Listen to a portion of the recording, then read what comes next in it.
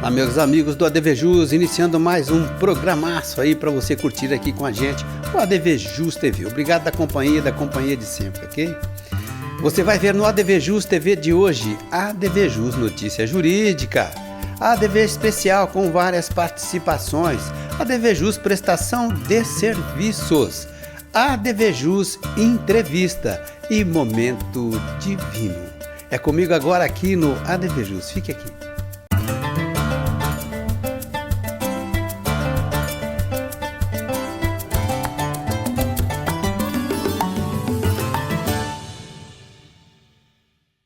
Legal demais, nunca é demais agradecer a sua companhia comigo aqui em nosso programa, em nosso portal jurídico, tá?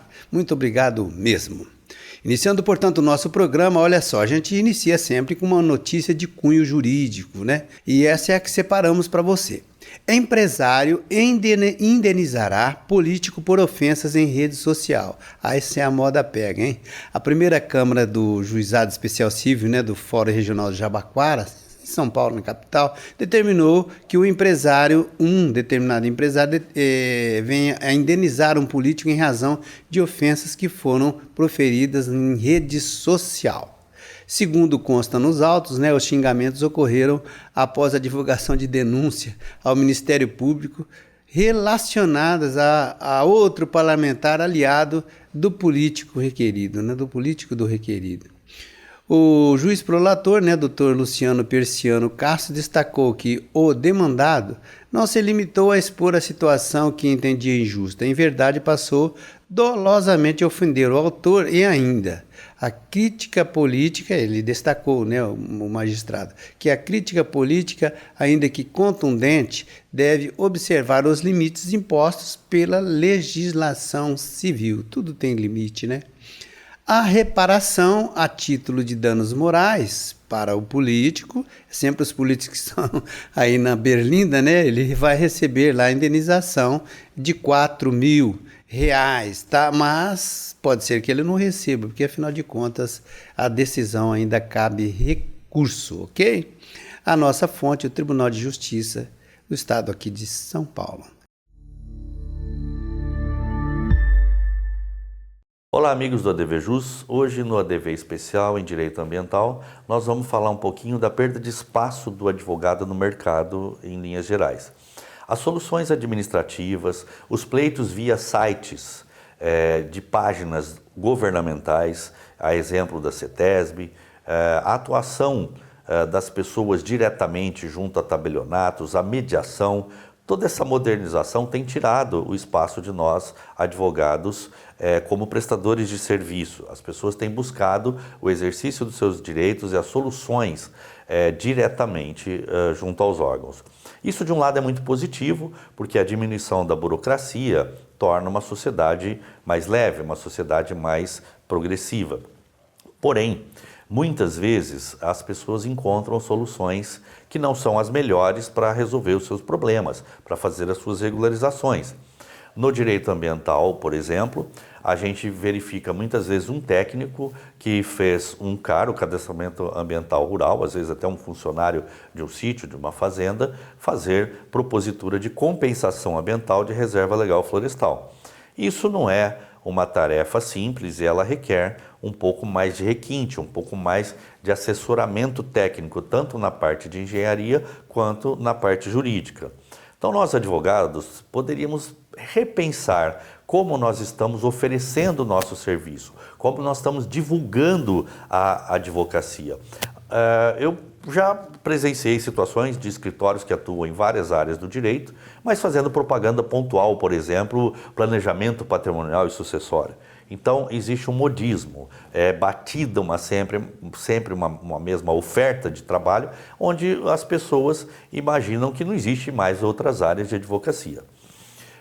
Então, fica a dica a todos os colegas para repensarem como estão oferecendo os seus serviços, como estão divulgando os seus serviços e os contatos diretos também com as fontes, onde há uma carência de prestação de serviço. Forte abraço a todos e nos encontramos no próximo ADV Especial em Direito Ambiental. Legal, agora vocabulário jurídico. Olha só, que é bem interessante e parece, mas não é, tá? É igual uma antiga propaganda que existia. Quando acontece o chamado conflito de competência, isso mesmo, quando acontece o chamado conflito de competência, a resposta no intervalinho. Sequência do nosso programa ADV Jus, ADV especial agora, Direito da Moda, Propriedade Intelectual, com a competência da doutora Rafaela Leone. Veja. Olá, eu sou a doutora Rafaela Leone e aqui no ADV Jus Especial falarei sobre direito da moda e propriedade intelectual. Hoje eu quero destacar a importância da proteção de dados e a privacidade no e-commerce da moda. A crescente digitalização do comércio, especialmente no setor da moda, trouxe a importância da proteção de dados e da privacidade dos consumidores. O e-commerce, ao coletar e processar uma quantidade significativa de informações pessoais, não apenas facilita transações, mas também impõe uma responsabilidade legal que deve ser rigorosamente observada. No Brasil, a Lei Geral de Proteção de Dados estabelece um marco regulatório robusto para a proteção de dados pessoais. A LGPD tem como fundamento a proteção da privacidade, a inviolabilidade da intimidade e a segurança dos dados. No contexto do e-commerce de moda, as empresas devem garantir que os consumidores compreendam quais dados estão sendo coletados, para quais finalidades e por quanto tempo serão armazenados. A LGPD confere aos titulares de dados uma série de direitos que devem ser respeitados pelas empresas de moda que operam no e-commerce. Entre esses direitos destacam o direito de acesso, o qual o consumidor pode solicitar informações sobre os dados pessoais que uma empresa possui a seu respeito, o direito de retificação, o qual os usuários têm o direito de corrigir dados incompletos ou imprecisos, e o direito à eliminação, no qual os consumidores podem solicitar a exclusão de dados pessoais, desde que não haja justificativa legal para a manutenção desses dados. A LGPD estabelece que as empresas são responsáveis pelo tratamento adequado dos dados pessoais e podem ser penalizadas em caso de descumprimento. As sanções variam desde advertências até multas que podem alcançar 2% do faturamento da empresa. Assim, o e-commerce da moda, em um cenário cada vez mais competitivo, deve priorizar a proteção de dados e a privacidade dos consumidores. O cumprimento rigoroso da LGPD, aliado a uma postura ética e transparente em relação ao tratamento de dados, não só assegura a conformidade legal, mas também fortalece a lealdade do consumidor e a imagem da marca. Em breve, voltarei com temas do direito da moda e propriedade intelectual. Até lá! Ok, obrigado, doutora. Meus amigos, prestação de serviços. Olha só que interessante. Ribeirão está sendo acometida aí por esse mal, hein? Por isso mesmo queremos chamar a atenção para você da vacinação contra a gripe. Isso mesmo. E a vacinação foi ampliada para toda a população aqui em Ribeirão Preto, né? Toda a população de Ribeirão Preto, a partir dos 6 meses de idade, evidentemente, poderá receber a vacina contra a gripe influenza. A medida ocorre após a recomendação do MS, Ministério da Saúde, e em um momento crítico, né, que está tendo muito aumento aí dos casos de doenças respiratórias, especialmente aí nos mais vulneráveis, crianças, idosos, né? Ribeirão Preto tem 39 salas de vacinas, é bastante, hein? E estão aptas a aplicar o imunizante. Então previna-se, vá vacinar-se. E para tanto, basta você levar um documento com foto e carteira de vacinação, se você tiver, se não, só o seu documento, ok? Agora o momento do cafezinho, um intervalinho aqui no ADV Jus, que é pequenininho. Voltamos na sequência, fique aqui.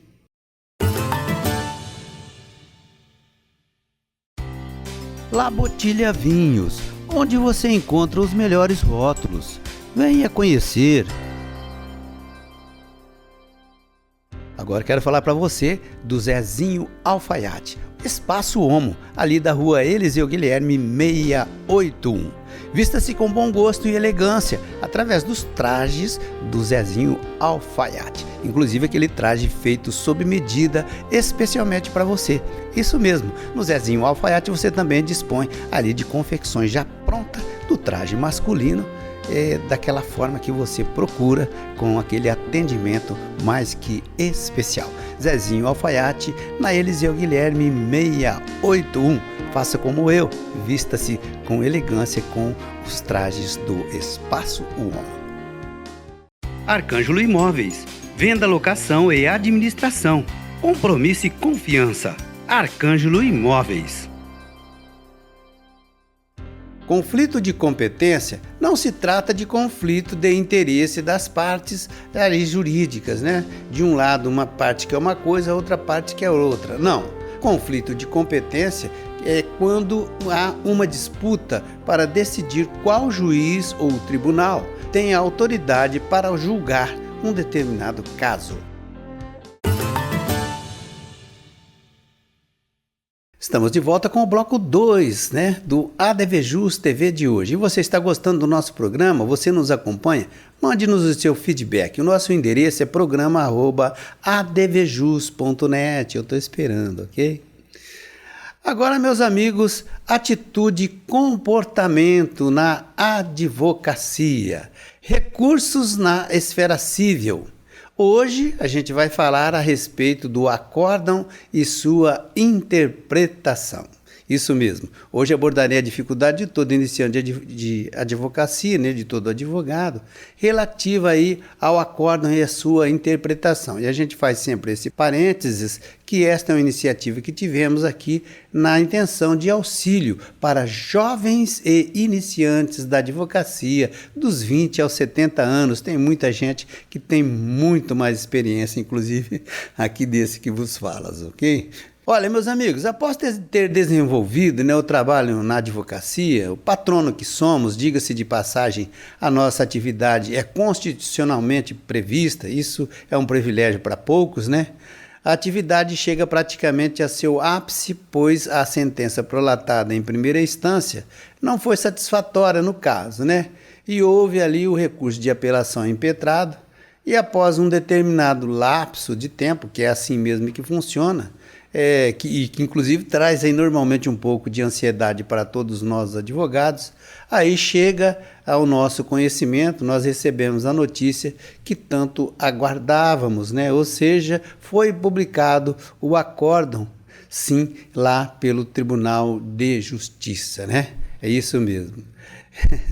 Atualmente, com o processo eletrônico, é mais simples, Aliás, você só rolar o mouse ali, você já vai ser conduzido lá para a derradeira lauda, que na verdade é o que realmente vai interessar, E é justamente nela que o relator consigna se foi conhecido o recurso impetrado, mas principalmente se ele foi ou não procedente. Veja que tem duas diferenças. Primeiro, ele precisa ser conhecido, Sendo conhecido, se ele foi procedente, Na verdade, todo cuidado é pouco na hora de interpretar um acórdão, pois há inúmeras oportunidades, as chamadas vitórias sem levar, Presente de grego.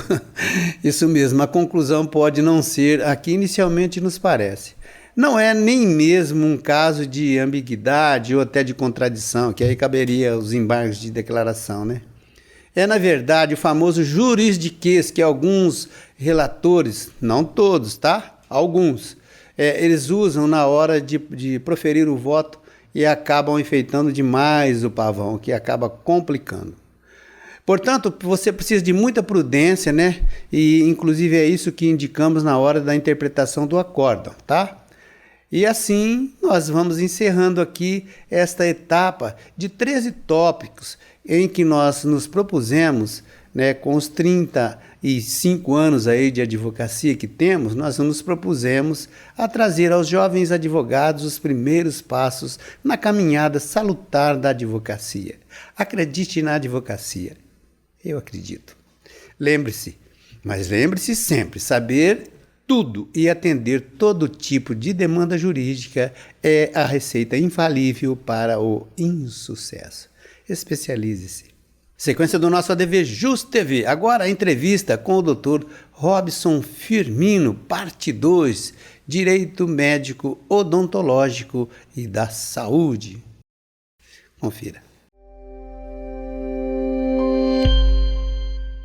Agora, com relação, né, temos aí a Lei 14.443, né, que trouxe as alterações no planejamento familiar. Doutor, para o usuário, foi bom, foi mais ou menos? Para quem foi bom, doutor? Então, na verdade, o que seria interessante era que a lei obrigasse os planos de saúde a cobrir a inseminação artificial ou a FIV. E, infelizmente, até já o STF já se manifestou que o plano de saúde não é obrigado a cobrir esses procedimentos, né? Mas, se o beneficiário conversar com o seu médico, tem vários exames que são cobertos pelo plano de saúde, que é em decorrência dessa problemática toda, que ele pode sim ser custeado pelo plano de saúde todos esses exames. Certo. Então, doutor, agora quando a gente fala em implicação médica ou odontológica, como o senhor muito bem esclareceu, né, as pessoas imaginam que é só uma questão médica, mas ali na odontologia também surgem questões que às vezes são necessárias, né? É necessária a intervenção do profissional da advocacia. Mas quando a gente fala justamente nesses tópicos, a gente está falando evidentemente de urgência, né? E nesse sentido, doutor, sendo necessária a provocação do judiciário, qual a sua avaliação em termos aí de agilidade, de resposta do judiciário? Ela é satisfatória? Sim, em caso de urgência e emergência, o judiciário ele está sendo muito rápido em suas decisões. Tem decisões que saem 2, 3 horas, determinando os planos de saúde a cobrir um determinado procedimento. Sim. Mas, infelizmente, reiteradas vezes os planos preferem pagar multas estipuladas nessas decisões a cumprir a decisão. Eles entendem que é mais barato cumprir as multas do que cumprir essa decisão judicial. Mas aí cabe ao advogado lutar pelo paciente, pedir medidas coercitivas mais graves para tentar obrigar o plano a cobrir aquele procedimento. E uma questão de urgência e emergência, que eu acho que é bastante relevante a gente trazer aqui, tem muitos planos que às vezes a pessoa está em carência contratual, né? E tem uma urgência médica e o plano só atende às 12 primeiras horas, de acordo com a própria regra da ANS. Entretanto, já é entendimento pacificado no judiciário que, contratado o plano, passado as primeiras 24 horas, em caso de urgência e emergência, o plano de saúde é obrigado a realizar aquela internação, uma cirurgia, qualquer tratamento. Sim. Então, assim, cabe agora ao beneficiário lutar por esses direitos e procurar um advogado. Buscar um advogado da sua confiança, né, doutor? Doutor, agora, a mídia que gosta muito de falar a respeito, né, de medicamentos de alto custo, né? A gente sabe muito bem que existem e realmente são alguns, assim, uma questão difícil, né? Às vezes pro paciente ele não tem aquela medida, né? E realmente existem medicamentos que estão assim uns preços. Como que está isso, doutor? A justiça tem concedido? Tem. Em relação precisa verificar a questão se esse medicamento está se a doença que trata esse paciente está na CID, e se tiver na CID, a doença é coberta pelo plano de saúde. Então, esses medicamentos de alto custo, na maioria das vezes, se ele for aplicado realmente para aquela doença daquele paciente, o judiciário tem entendido que ele tem direito. A questão é se for off-label, e aí o advogado ele tem que demonstrar que todos os tratamentos que eram indicados para aquela doença não foram favoráveis, então o médico está utilizando esse medicamento mais caro, ou às vezes é tão caro quanto os outros, para tentar, né, melhorar a saúde do paciente. E aí também se consegue esses medicamentos na justiça. Doutor, nesse sentido aí, né, tem aí uma corrente, vamos dizer assim, que ela é até crescente, né? Que afirmam aí que, nossa, vai chegar uma hora que vai acontecer um certo esgarçamento, né, no atendimento médico. O senhor acha que isso é factível? Acho que não, porque assim, as regras são muito claras, né? Então, assim, tanto o atendimento médico em relação ao plano de saúde, os atendimentos são regulamentados, né? Os planos de saúde são regulamentados, os planos de saúde a todo ano, os lucros só aumentam. Então, eu acho assim, lógico que tem algumas operadoras que dão prejuízo e tudo, mas no geral, o que a gente vê na mídia, ou até do balancete deles, é que os lucros sempre É uma questão de gestão, né, doutor? Questão de gestão, muito importante. É isso mesmo. Doutor, agora uma outra coisa que é bem interessante, né, pelo menos aqui do ponto de vista do leigo, que é o meu caso, com relação à celebração dos contratos, né, dos planos de saúde. Para quem está aí ingressando, né, quais são ali os cuidados que o usuário deve observar antes dele celebrar? Então, infelizmente, esses contratos são de adesão. Né? Então, eles chegam prontos para o beneficiário. Em tese, eles estão de acordo com a Lei 9656 e as outras resoluções expedidas pela ANS. E cabe ao beneficiário aderir ou não, porque se é muito difícil ele conseguir alterar alguma regra ali. Mas só que o que ele tem que verificar? A abrangência do contrato, se ele é municipal, se ele é regional, estadual ou nacional, né? O valor das mensalidades, como será feito o reajuste, a cobertura, quais são os hospitais que ele vai poder consultar, quais são a rede médica que faz parte desse contrato. Então, todas essas questões são importantes para ele não ser pego de surpresa, porque às vezes ele contrata um plano só ambulatorial e quando vai precisar do hospital, né, há a negativa. Então, ele precisa verificar todas essas questões, que é muito importante. É isso mesmo. Doutor, também tem uma coisa, né? Existe a possibilidade de consideração de cláusula abusiva ali dentro daquele contrato que já veio pronto para ele, né? Na prestação dos serviços médicos ou odontológicos. Isso pode ser questionado. Sim, sempre questionado. Tanto é que, se houver alguma negativa e o beneficiário entender que é injusta, a gente pode questionar essas cláusulas junto ao Poder Judiciário e que, dependendo de uma análise prévia, né, o êxito é muito grande. Doutor, eu assim, esclarecer, né, assim, para o usuário, que não é sempre, né, falando em plano de saúde, né, implicação médica, implicação odontológica, não é porque também o usuário vê aí na mídia, né, sempre, aconteceu, houve indenização, né, teve que repor o que pagou, né, mas é uma ilusão imaginar assim que é só os planos, né, que estão sem razão. Na verdade, pode acontecer também do usuário estar equivocado. Sim, não, com certeza, porque às vezes a gente só vê, está aumentando a demanda quanto plano de saúde, mas a gente precisa fazer uma análise prévia para ver se realmente o beneficiário tem ou não direito. Né? Porque algumas vezes ele não tem direito, mas só que a juização, e aí, assim, como está com a justiça gratuita, na maioria das vezes, ele não vai ter nenhuma perda ali considerável. Né? Então, assim, o que eu sempre indico e que a gente faz também, a gente analisa o caso, verifica a jurisprudência para ver se realmente o beneficiário tem ou não direito a pleitear junto ao plano de saúde na justiça, aquele procedimento ou medicamento vai depender. Doutor, agora uma questão quase que derradeira, né, com relação à consulta médica à distância, né, como está isso funcionando atualmente? A telemedicina está regulamentada agora pelo CFM e está funcionando muito bem, porque assim, o interessante é que às vezes tinha alguns médicos que eram quase inacessíveis para muitas pessoas. Gente, né? E agora com a telemedicina, se não for o caso de urgência ou emergência, se for caso uma consulta eletiva, ela pode ser utilizada e ela está sendo utilizada muito bem e favoreceu muito, né, essa comunicação entre o médico, entre o paciente. Eu querer consultar com o médico lá no Rio Grande do Sul, não preciso de ir lá, eu posso utilizar esse canal agora, que agora favoreceu bastante. É evolução, né, doutor? Sim, com certeza. É isso mesmo. Doutor, a gente está no finalzinho da nossa entrevista aqui no ADV Jus TV, né? Tem alguma coisa assim que o senhor gostaria de deixar aí consignado para quem nos acompanha, né? Ficar gravadinho lá no nosso canal do YouTube, que é youtube.com/advjusnet, ou mesmo em nosso site, doutor?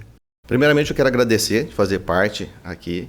Foi um prazer receber o seu convite, participar aqui do ADV Jus. Que os beneficiários, eles analisem criteriosamente se aqueles direitos que eles estão pleiteando junto ao plano de saúde, ou se houve alguma falha num procedimento médico, que ele analise com o advogado criteriosamente antes de acionar o judiciário, né? Porque senão vai em uma aventura processual. Então, o importante é procurar um advogado especialista na área para verificar se realmente ele tem ou não direito para depois, ao final de um processo de 2, 3, 4 anos, não vir uma improcedência e o beneficiário ficar angustiado, ficar revoltado com o advogado também. E para o advogado a mesma coisa, né? Analisar muito bem o caso antes de ajuizar uma ação. É isso mesmo. Então, no caso do usuário, sempre que você tiver uma dúvida, procure aí o profissional da sua confiança, especializado na matéria que você está precisando, ok? Eu quero agradecer imensamente o Dr. Robson. Dr. Robson Firmino é meu colega advogado, especialista na área do direito médico e odontológico, que falou hoje aqui no ADVJus TV, que vai seguir. Na sequência, Momento Divino. Vinho é tudo de bom. Veja. Esse é o Villars-Fontaine Pinot Noir, da região da Borgonha, do Côte de Nuits. É um vinho de guarda, safra 2001. Um vinho que tem a tradicional toque terroso também no seu aroma, assim também como frutas vermelhas, maduras.